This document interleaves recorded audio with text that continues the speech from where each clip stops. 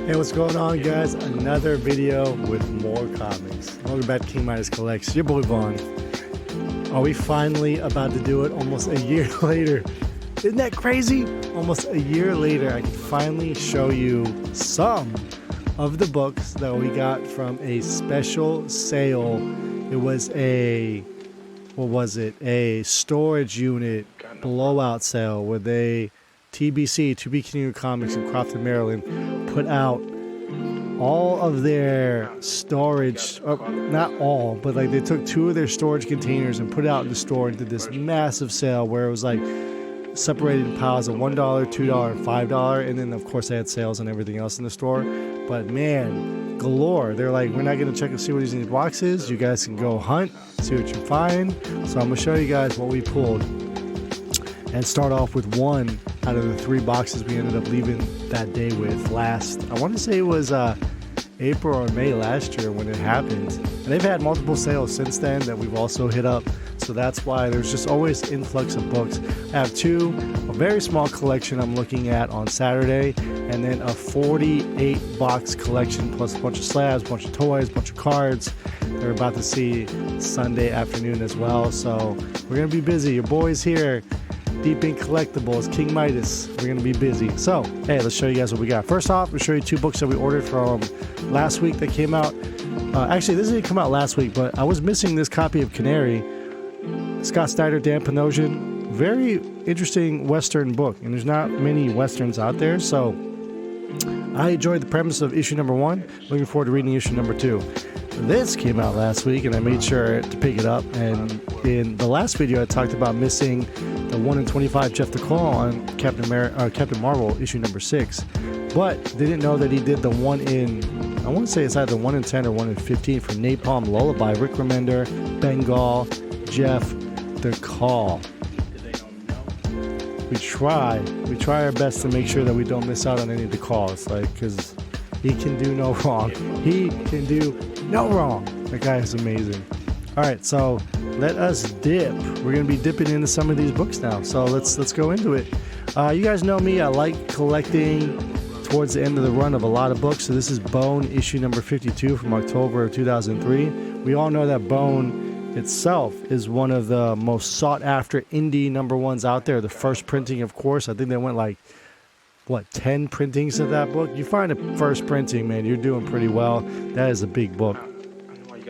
Next up, which is really cool for me, no special significance with these Gotham Knights books. Actually, these ones were from a sale back in October, so don't mind these, but we have them sitting here at the desk. But these are Brian Boland covers for Batman Gotham Knights from the early 2000s. I think the first issue started in 2000 and went to like 2005, 2006 or something like that. But you know, anytime, Brian Boland is just one of the all-time greats. So just to get any Brian Boland covers, I highly suggest just picking them up because it's one of a kind.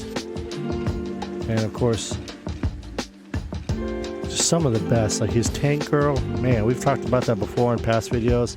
Very, very good stuff. So obviously Cover By is here just to complete this set here. I'm not trying to collect every single issue of Batman Gotham Knights, but just mostly looking at the Brian Boland covers, trying to get all the Brian Boland covers. Look at that, Soups and Batman there in issue number 20. This is awesome. This one's sick, dude, of Hugo Strange here. That's vintage Boland right there. And then he did issue number 5 here as well. And then, of course, just to have the number 1, you know, Batman Gotham Knights issue number 1. This is March of 2000. Look at that. Bam. All right, cool. Moving on, we got Aliens vs. Predators one shot. We picked this up one because it says it's booty. Aliens vs. Predator booty one shot. Never run into any of these. Every time we talk about Marvel 2099, it's Spider-Man, it's X-Men, it's Doctor Doom, it's Ravager. And there's another one that you normally see all the time, but you never really see this. Fantastic Four 2099. So issue number 2 of that run there. Picked it up. That Fantastic Four and Ghost Rider are the two that like are you don't really see ever out of the 2099 runs. Batman and Robin Adventures. There's a couple issues with Joker or Harley on the covers, of course, that you really want. Issue number 17 of the same run there. Just fun stuff from the animated side of things here. I think issue 16 and 18 are actually big books. Not big books, but they're keys out of that run where they're like $40 to $60 single issues, which is wild. We had the first appearance here of I can't remember. Vengeance, issue number 21 here. Just an awesome cover here. The Snowblind, the white. I'm positive it's one of those books where you look at it and be like, hey, I want a 9.8 of that just because it's a tough book to get a 9.8 in. I wouldn't shy or wouldn't blame anyone if they wanted to do it and go that route. And I think like that's what I want to do. Like hard to find books that shouldn't be 9.8s, have them as 9.8s and be that type of collector. I think that'd be really fun. Late in the run, we got some Marvel Edge Ghost Rider here, issue 71 and 72. I probably didn't say that in the correct order, but 71 and 72 there. Some more Bone, but this is from volume 2 when they moved over to Image, issue number 22 there. Some hardware, some late hardware here, so you want to pick these up as well. Issue 37, not so much. I think you want to get to issue 45 and onwards from there. 1996, going back a little ways for Hellboy, The Corpse and the Iron Shoes one shot here. This is actually like a $15 to $20 Hellboy book, one of the earlier Hellboy one shots. And a Doctor Strange 49 in the newsstand.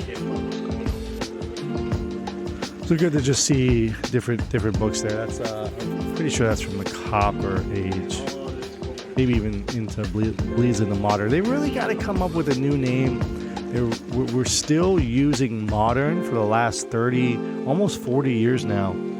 And I think that's unsat. You know what I mean? Next up, this is a good one here. Futurama Comics, issue number 15.